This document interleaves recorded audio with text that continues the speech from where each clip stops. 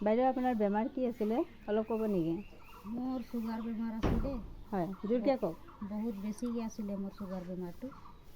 আৰু মই এই অমিনা বাইদেউক লগ পাই হয় তাৰ পৰা মই ঔষধ খাই হয় এতিয়া অলপ ভালে আছোঁ। আৰু হয় আগততো বেমাৰ আছিলে যে একদম লৰা চৰা কৰিবই নোৱাৰিছিলোঁ। হয় আৰু এতিয়া তো ঔষধটো খাই মই অলপ বহুতেই ভাল পাইছোঁ। হয়, কিমান দিনৰ পৰা আছে সেইটো কৈ দিব।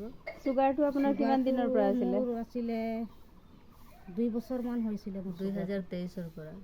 তো মোৰ চুগাৰটো আছিলে। এই ঔষধটো খাই হয় 1 বটল শেষ কৰিছোঁ আৰু 1 বটল আছে। এইটো খাই মই কিবা ভালেই হৈ যাম কিজানি।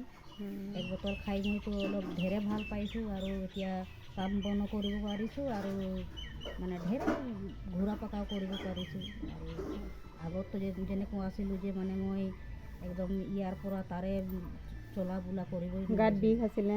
গাঁতবিলাক বিষ আছিলে। এতিয়াতো ঠিকে লাগিছে আৰু কাম বনো কৰিছোঁ। বেমাৰটো অলপ ভালেই হৈ আহিলে। হয় কেনেকুৱা লাগিছে মোক আৰু।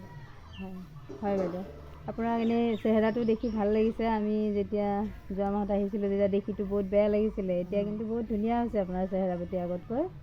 গতিকে যিখিনি মেডিচিন আছে সেইখিনি খাওক, খাই পেলাই একেবাৰে আপোনাৰ চুগাৰ মানে ভাল হৈ যাব চাব, নাইকিয়া হৈ যাব। 3 মাহ আপুনি কণ্টিনিউ কৰক, কৰাৰ পিছত আপোনাৰ চুগাৰ নাইকিয়া হৈ যাব দিয়ক।